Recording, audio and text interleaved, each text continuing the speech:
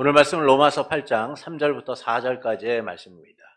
율법이 육신으로 말미암아 연약하여 할 수 없는 그것을 하나님은 하시나니 곧 죄로 말미암아 자기 아들을 죄 있는 육신의 모양으로 보내어 육신의 죄를 정하사 육신을 따르지 않고 그 영을 따라 행하는 우리에게 율법의 요구가 이루어지게 하려 하심이니라. 아멘. 하나님께서는 모든 죄를 영원한 형벌로 벌하신다라는 이 가르침에 대하여서 어떤 사람들은 하나님이 지극히 자비로우신 분인데 그렇게 우리에게 요구하실 일이 없다라고 말하는 이들이 있다라는 것이죠. 그런데 하나님께서는 자비로우실 뿐만 아니라 또한 공의로우신 분이기 때문에 하나님 앞에 불순종한 자들은 그들의 행위대로 벌을 받는다라는 사실을 우리가 지난주에 함께 나누었습니다. 오늘부터는 이 죄와 비참한 가운데 있는 인간인 우리가 어떻게 하나님의 은혜로 구속을 이룰 수 있는가라는 사실을 좀 나누겠습니다. 우리의 구속에 관하여 함께 나누는 시간을 갖도록 하겠습니다. 이 구속에 관한 내용은 이제 이번 주부터 그 뒤로부터 이제 31주 정도 이렇게 31주일까지 이렇게 진행이 되게 됩니다. 우리의 구속은 전적으로 하나님의 은혜를 근거로 함을 인식하면서 이 내용으로 함께 들어가고자 합니다. 자, 5주일 우리 12문을 함께 읽겠습니다. 하나님의 의로운 심판에 의해 우리는 이 세상에서 그리고 영원히 형벌을 받아 마땅한데 어떻게 이 형벌을 피하고 다시 하나님의 은혜를 입을 수 있습니까? 답도 함께 읽겠습니다. 하나님께서는 자신의 의가 만족되기를 원하십니다. 따라서 우리는 우리 스스로든 아니면 다른 이에게서는 죄값을 완전히 치러야 합니다. 창세기 2장 17절을 함께 읽겠습니다. 선악을 알게 하는 나무의 열매는 먹지 말라. 내가 먹는 날에는 반드시 죽으리라 하시니라. 사람은요, 하나님에 의하여 영광스러운 존재로 지음을 받았습니다. 그러나 죄 때문에 가장 비참한 상태에 놓이게 되죠. 하나님을 대적함으로 영원한 심판 가운데 머물게 됩니다. 하나님의 영광에 이룰 수 없는 존재가 돼요. 이런 비참한 상태에 놓인 인간은 어떻게 심판을 피하고 하나님의 은혜를 입을 수 있는가라는 것을 본 질문이 이야기해주고 있는 거예요. 그리고 답변해주고 있는 것이죠. 그것은 사람이 범한 죄의 충족한 형벌을 통해서 하나님의 율법과 정의에 대해 만족이 이루어질 경우에 구원이 베풀어진다는 거예요. 그러니까 우리가 지은 죄에 대하여 하나님이 만족하시는 경우에 구원이 베풀어진다라는 겁니다. 반드시 구원을 누리기 위해서는 뭐가 충족이 돼야 되냐면 하나님의 공의가 충족돼야 돼요. 하나님의 공의가 만족되어야 하는 겁니다. 이는 완전한 의로 율법에 순종하거나 또는 그 의가 지불되어야 하는 거예요. 그러니까 이 점에서 하나님의 의를 만족시키는 방법은 두 가지입니다. 첫째는 우리 자신이 만족시키는 것이다 라는 것이죠. 그러니까 이것은 율법이 가르치는 방법이에요. 또한 하나님의 정의가 우리에게 요구하는 겁니다. 그래서 만족을 드린다라는 것은 죄에 대한 대가를 치르는 것으로 법적인 개념을 갖고 있는 것이죠. 여러분, 우리가 어떤 일에 대하여 죄를 짓거나 어떤 일에 대하여 책임을 질 때도요, 누가 지는 거예요? 우리가 져야 돼요. 우리 대신 누가 대신 감옥에 가줄 수 있나요? 우리 대신 누가 군대에 가줄 수 있나요? 누가 해주는 게 아니에요. 우리가 해야 되는 거예요. 그러니까 하나님이 우리에게 또는 율법이 가르치고 있는 방법은 우리가 해야 된다는 겁니다. 우리가 해야 된다는 것이죠. 그런데 하나님의 하나님의 법을, 하나님의 의를 만족시키는 또 다른 방법을 제시하고 있다는 것이죠. 두 번째는 다른 이가 만족시킬 수 있다는 거예요. 우리가 만족시킬 뿐만 아니라 다른 이가 만족시킬 수 있다는 거예요. 그러니까 이것은 복음이 계시하는 방법이에요. 자, 우리가 만족시켜야 된다는 것은 누가 가르쳐줘요? 율법이 가르쳐주는 방법이고, 다른 이가 만족시켜줘야 된다는 것은 복음이 가르치는 방법이라는 거예요. 또한 하나님의 긍휼하심이 허용하는 방법으로서 복음적인 방법이다라는 것이죠. 그러니까 이 방법은 하나님의 정의를 거스르지 않는 한에서 이루어지는 거예요. 왜냐하면 사람이 하나님의 법을 어겼다면 그 죄에 대한 형벌을 완전히 받아야만 공의가 만족되게 돼요. 그렇게 죄값이 다 치러지면 하나님은 그 사람을 더 이상 죄인으로 보시지 않고 자유롭게 하시고 다시 사랑으로 받아주시는 것. 이게 하나님의 정의인 거예요. 그러니까 하나님이 정의를 행하셨을 때, 하나님이 공의를 행하셨을 때 단순히 심판하고 멸하고 정죄하는 것으로 끝나는 것이 아니라 그들이 그 하나님의 공의를 만족시켰을 때는 하나님이 그들을 다시 사랑으로 품고 그들을 인정하시고 함께 하신다는 것이죠. 이게 복음이 가르쳐주는 방법인 거예요. 결국 이 질문을 통하여 우리에게 알려주는 것은 구원이 가능한가예요. 정말 우리의 구원이 가능한가? 우리가 만족시킴으로 또는 다른 이가 만족시킴으로써 구원이 가능한가? 이 이야기를 해주는 것이죠. 하나님이 원하시는 율법적인 방법으로 또는 복음이 가르쳐주는 방법으로 구원이 가능한가? 이 구원이 과연 가능한가를 이야기해 주는 거예요. 가능하다라는 겁니다. 그러나 그것은 우리 자신이 만족시킴으로 이루어지는 게 아니에요. 율법이 얘기하는 방법으로서 이루어지는 것이 아니라 복음의 방법으로서만 가능하다라는 겁니다. 그래서 다른 이가 대신 만족시켜 줌으로써 가능하다라는 거예요. 그것은 인간의 능력이나 수고를 통하여 이루어지는 것이 아니라 전적인 하나님의 은혜를 통해서만 가능하다라는 겁니다. 하나님의 무한하신 선하심과 긍휼하심, 그분의 오류가 없는 지혜와 권능으로만 우리의 구원이 가능하다라는 것이죠. 그 외에 어떤 것도 인간을 구원할 수 없다는 거예요. 그러나 하나님에 의해 주어진 구원은 구원해야 할 의무가 있는 게 아니에요. 하나님이 우리를 구원해야 될 의무가 있기 때문에 하나님이 다른 방법을 통해서 다른 사람을 통하여 우리를 구원하시는 게 아니라는 거예요.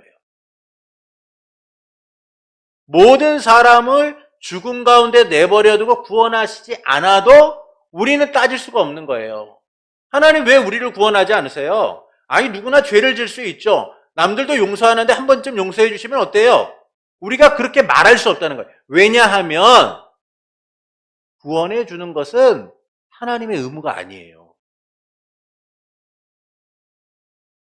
우리의 간절한 소망일 뿐이죠.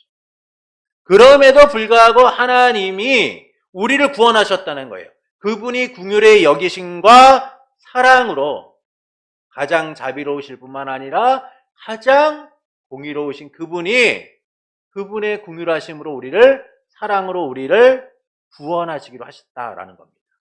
그러니까 이 구원은 현재적 구원과 미래적 구원을 다 포함해요. 그래서 완전한 구원이다라는 겁니다. 완전한 구원이라는 것이죠. 그러니까 하나님이 주시는 구원은 이 세상에서 참되고 완전하게 이루어져요.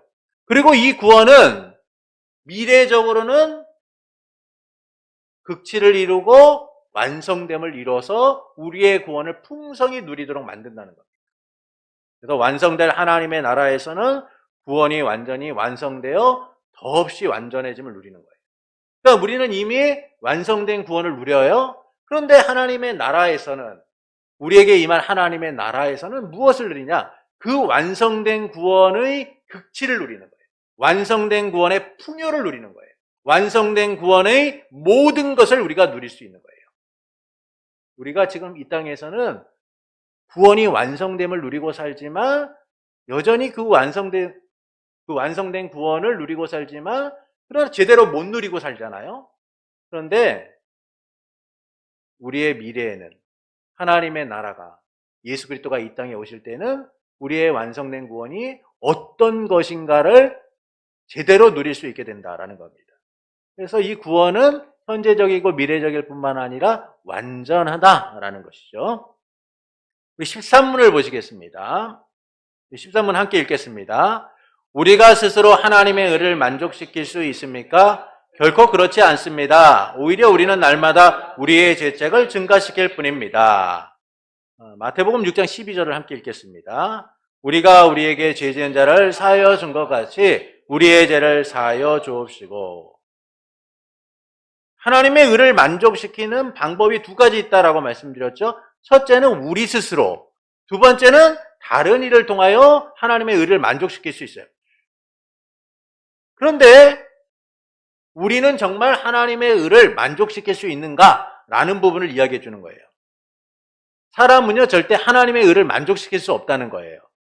하나님의 의를 만족시키는 것 자체가 불가능하다는 겁니다. 왜 그렇습니까? 끊임없이 우리는 죄 가운데 있는 인생이기 때문인 거예요. 하나님의 공의를 만족시키기 위해서는요, 율법의 요구를 이루어야 돼요. 그래서 우리 스스로가 하나님의 의를 만족시키는 것을 율법의 방법이다라고 얘기했어요. 율법을 통한 방법이에요. 그러니까 율법을 완전히 이루었을 때에 우리는 비로소 하나님의 의를 만족시킬 수가 있는 거예요. 반면 율법을 지키지 못하면 어떻게 됩니까? 형벌을 받게 되는 거예요. 그러나 우리의 순종 또는 형벌로는 절대 하나님의 의를 만족시킬 수가 없어요. 하나님께 우리가 제대로 된 보상을 할 수 없다는 겁니다. 왜냐하면 이미 우리는 죄로 인하여서 선한 일을 행할 능력을 상실했기 때문이에요. 전적으로 부패하고 무능력한 존재가 되었기 때문에 우리는 선을 행할 능력을 상실했어요. 그래서 우리가 하나님의 의를 만족시킬 수 없다는 거예요. 율법의 요구를 제대로 충족시킬 수 없다는 겁니다. 그러니까 어떤 이들은요, 인간의 선행이나 또는 고행, 또는 인간이 갖고 있는 어떤 수고나 노력을 통해서 하나님의 공의를 만족시킬 수 있다, 우리의 부족함을 채울 수 있어 구원에 이룰 수 있다라고 말하는 이들도 있어요. 로마 가톨릭 같은 경우에 행위 구원을 주장하면서 인간의 어떤 행위가 하나님의 의를 만족시킴으로 구원에 이룰 수 있는 것처럼 얘기하죠. 그래서 그들이 주장하는 건 뭐예요? 팔품성사잖아요. 성품성사라든지 뭐 여러 가지 성사들에 대하여 이야기하지 않습니까? 그러나 인간은 스스로 하나님의 의를 만족시킬 수가 없다는 겁니다. 왜 그러냐? 인간은 날로 죄를 더하는 존재이기 때문이에요. 부패했기 때문에 끊임없이 죄가 더할 수밖에 없는 존재인 거예요. 여러분, 음식이 한번 부패하면요, 그 부패된 상태로 그대로 유지가 됩니까? 하루 이틀 지나면 그 부패함이 더욱더 심해지죠. 그래서 냄새가 나고 악취가 나고 나중에는 막 쳐다볼 수 없을 정도로, 가까이 할 수 없을 정도로 완전히 변해버리는 것을 보게 돼요. 우리의 죄도 마찬가지입니다. 우리의 죄는요, 끊임없이 양산되게 되어 있어요. 어떤 사람들은 그렇게 얘기할지도 몰라요. 나는 죄 없이도 살 사람입니다. 나는 누구한테 해코지 해본 적 없어요. 근데 성경이 우리에게 말씀하는 게 뭡니까? 너희의 생각으로나 너희의 마음으로나 너희의 행동으로나 죄를 지은 것들에 대하여서 형벌을 받게 될 거라고 말해요. 우리의 마음은 어떤가요? 정말 깨끗한가요? 안 그렇잖아요.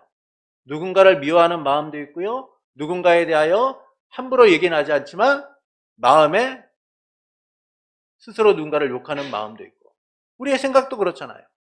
끊임없이 인간은 죄를 더하는 존재인 거예요. 왜냐? 전적으로 부패하고 무능력하기 때문에. 그래서 하나님의 공의를 만족시킬 수 없다는 거예요. 또한 하나님의 기준과 우리의 기준이 달라요. 우리의 기준이 달라요. 완전하시고 의로우신 하나님의 기준과 우리의 기준이 어떻게 똑같을 수가 있겠어요?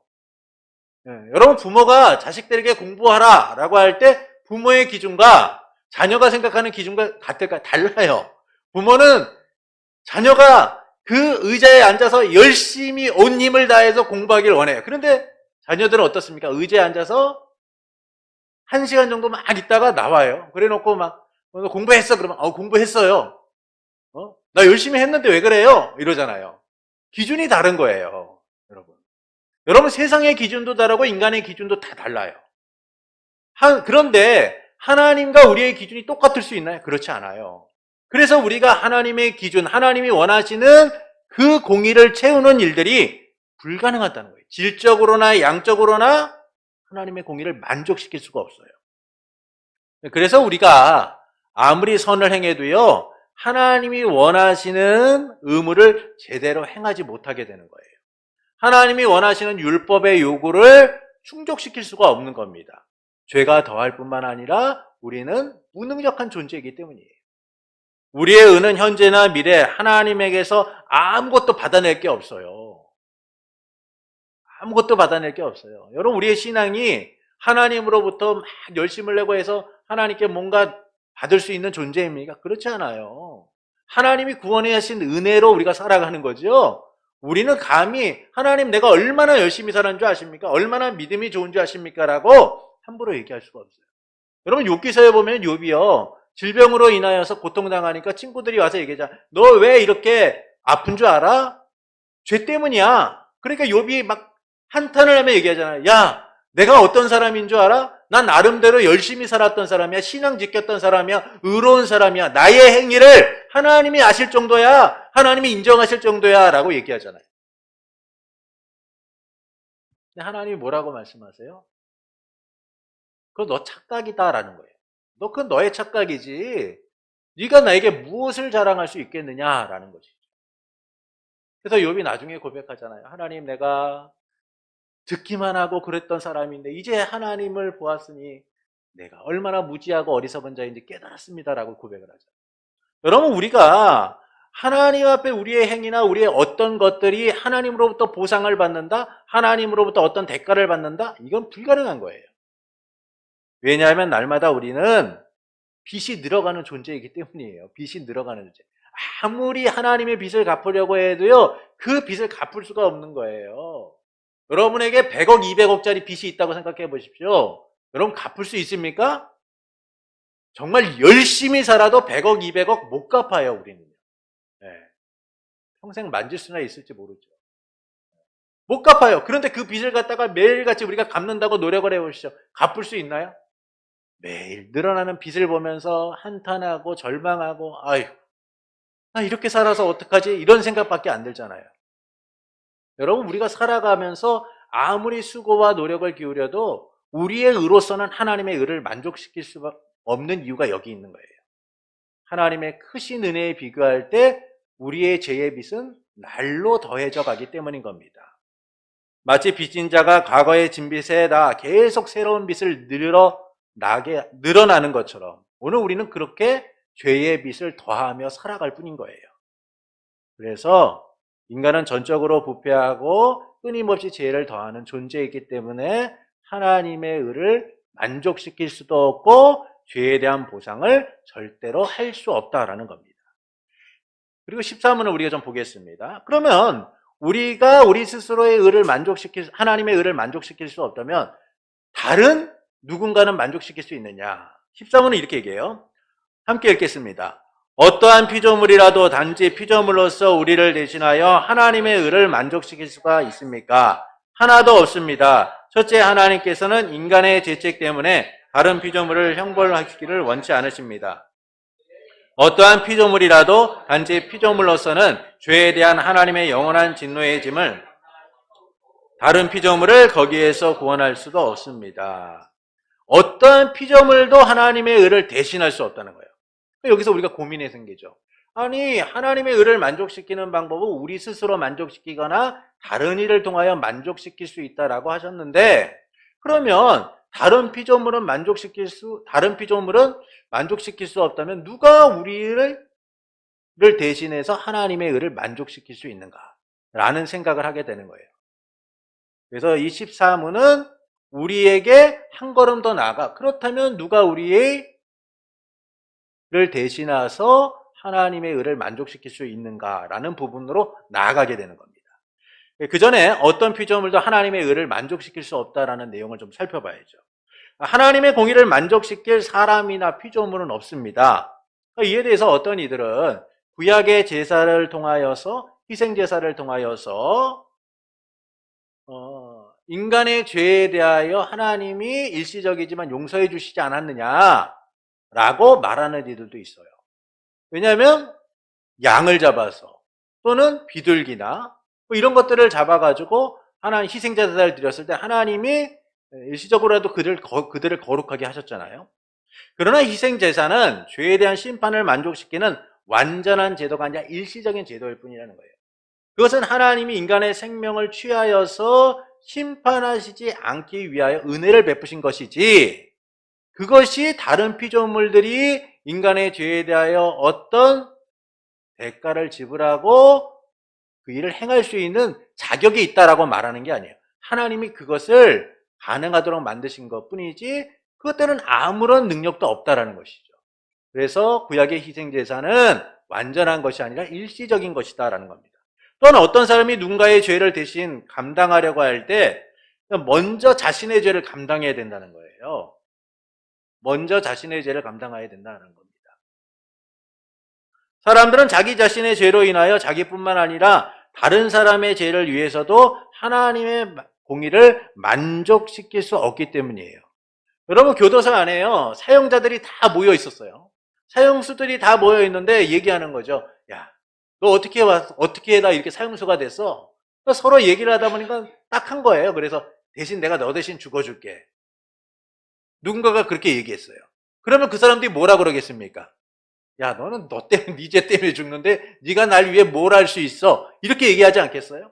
여러분, 우리가 그런 존재인 거예요. 아무리 누군가가 우리의 죄를 대신해서 죽어주고 하나님의 심판을 대신 당해준다라고 해도 우리는 똑같이 죄를 감당할 수밖에 없는 거예요. 다 자기 죄 때문에 하나님의 심판을 받는 거예요. 그래서 사람은 죄를 위해서도, 다른 사람의 죄를 위해서도 하나님의 공의를 만족시킬 수 없다는 겁니다.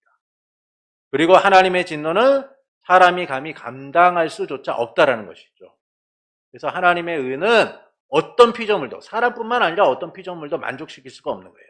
그러니까 그 이유를 두 가지로 얘기하죠. 첫째는 하나님께서 인간의 죄에 대한 책임을 다른 피조물에게 주지 않고자 하셨다는 거예요. 다른 피조물들이 형벌받기를 원하시지 않았기 때문이다라는 겁니다. 왜냐하면 하나님은 죄를 지은 사람 자신이 그 값을 치르기를 원하시기 때문이에요. 하나님은 다른 누군가가 그 죄에 대한 책임을 지도록 하시는 분이 아니라는 겁니다. 둘째는 피조물은 하나님의 영원한 진노를 감당할 수 없을 뿐 아니라 거기서 구원할 수 없다라는 것이죠. 그래서 시편 49편 7절부터 8절을 우리 함께 읽겠습니다. 시편 49편 7절부터 8절입니다. 아무도 자기 형제를 구원하지 못하며 그를 위하여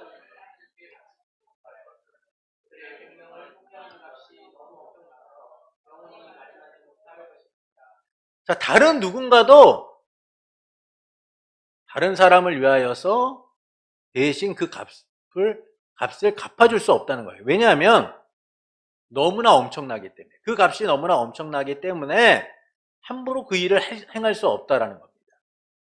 이처럼 어떤 피조물도 하나님의 무한하고 무거운 진노를 견딜 수 없을 뿐만 아니라 동시에 다른 사람의 죄까지도 감당할 수 없다는 거예요. 왜냐하면 모든 사람은 하나님의 진노 가운데 있기 때문인 겁니다. 여기서 이제 의문이 드는 거죠. 그렇다고 한다면 하나님께서는 우리를 어떻게 구원하시느냐라는 거예요. 15문이 이렇게 그래서 답을 합니다. 15문을 보겠습니다. 함께 읽겠습니다. 그렇다면 우리는 어떠한 중보자와 구원자를 찾아야 합니까? 참 인간이고 의로우신 분이시나 동시에 참 하나님이고 모든 피조물보다 능력이 뛰어나신 분입니다. 앞의 질문들은 왜 우리에게 중보자가 필요한가라는 부분을 알려주고 있는 거예요. 그러니까 하나님의 의를 만족시키는 것은 우리 스스로나 또는 다른 누군가를 통하여 이루어지는데 우리 스스로는 우리를 구원할 수 없고 다른 누군가도 우리를 위하여 우리를 구원할 수 없어요.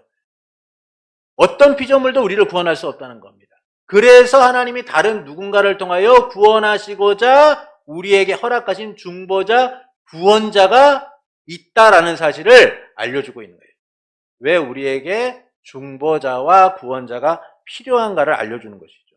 그러니까 우리는 우리 자신을 구원할 수 없어요. 또한 다른 피조물도 우리를 구원할 수 없기 때문에 우리에게는 반드시 우리를 대신할 중보자와 구원자가 필요하다는 겁니다. 중보자와 구원자를 찾기 전에 우리에게 소망이 없는 거죠. 우리는 죄책과 무거운 하나님의 엄중한 심판 아래 고통받으며 절망할 수밖에 없는 거예요. 중보자와 구원자를 찾지 않는 한 우리는 그 하나님의 심판 가운데, 죄에 대한 책임 가운데 영원히 고통받을 수밖에 없는 겁니다.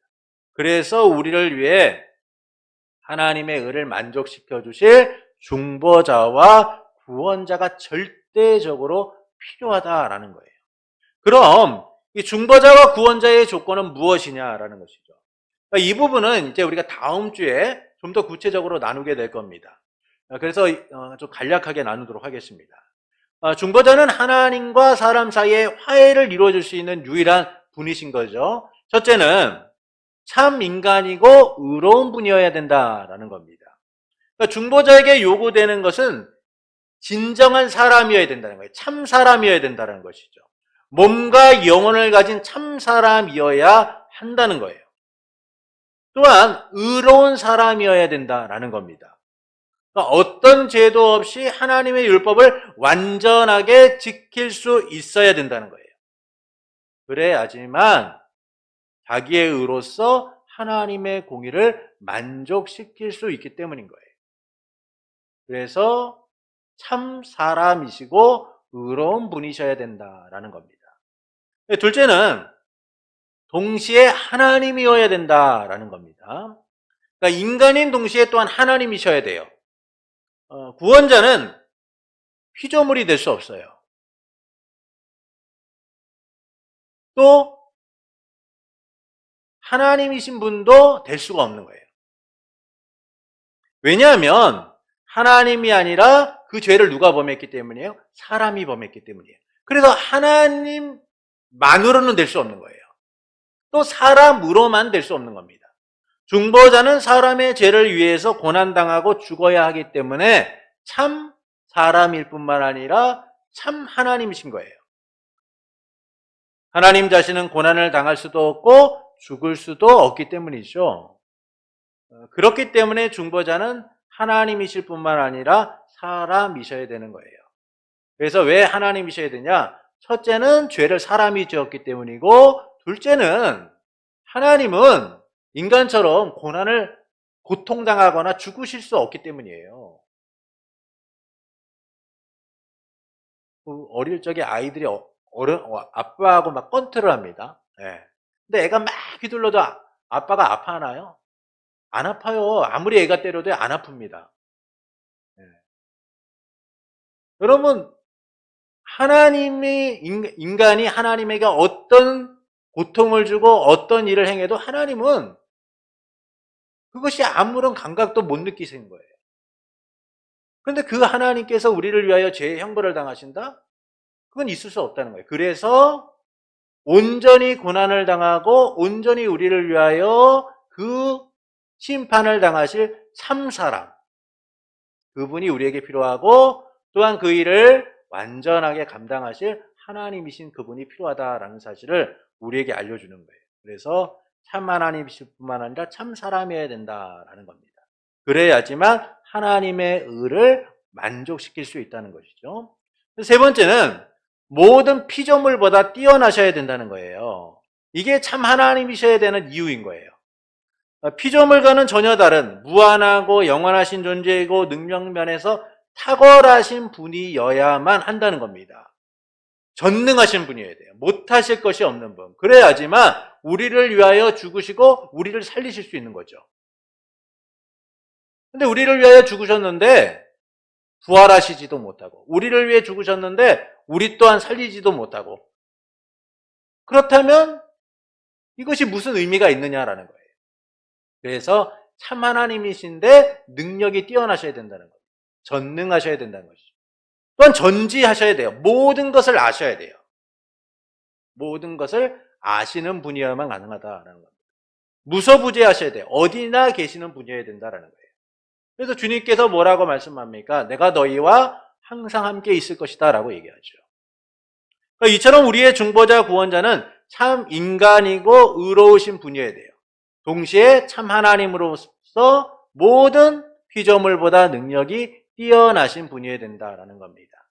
그래서 이 중에 어느 하나라도 부족하거나 또는 충족되지 못하면 우리의 구원은 제대로 이루어질 수 없다라는 겁니다.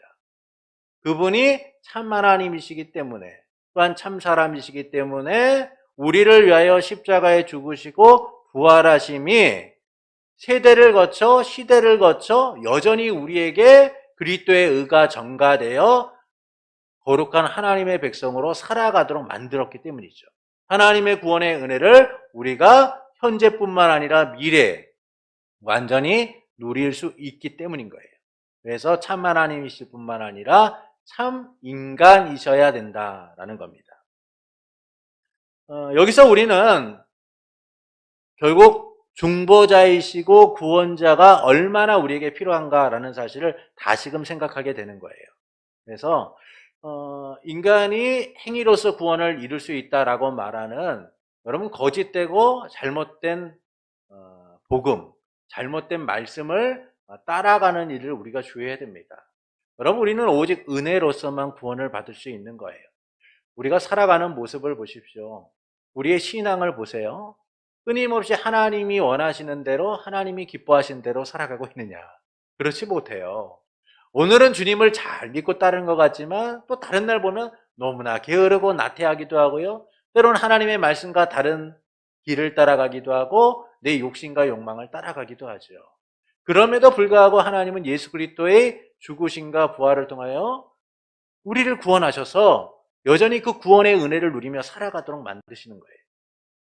그것이 가능한 것은 중보자이시고 구원자이신 그분이 우리에게 얼마나 필요한가를 말씀해주고 있기 때문이죠. 그래서 우리 스스로가 구원하는 것이 아닙니다. 우리의 어떤 행위가 하나님을 완전히, 하나님의 의를 충족시키거나 만족시키는 게 아니에요. 그래서 우리는 끊임없이 하나님의 은혜에 반응하여서 살아가는 이들이 되어야 되는 겁니다. 주님 앞에 열심을 내는 이들이 되어야 하는 것이죠. 그것은 우리를 구원하신 은혜 때문인 거예요. 인간은 결국 하나님의 공의를 만족시킬 수 없습니다. 그렇게 우리를 위하여 보상해 줄 중보자와 구원자를 찾아야 하는 것이죠. 이 중보자와 구원자는 참 하나님이실 뿐만 아니라 참 인간이셔야 된다라는 겁니다. 그때 어떤 것도 부족함이 없이 우리 가운데 온전한 구원이 이루어지게 된다라는 것이죠. 그래서 중보자와 구원자가 없이는 우리의 구원은 이루어질 수 없다라는 사실을 항상 기억하시며, 우리의 중보자이시고 구원자이신 예수 그리스도, 그분이 우리에게 허락하신 이 생명의 길을 우리는 언제나 감사하며 그 은혜에 반응하는 복된 삶이 되기를 예수님의 이름으로 축원합니다.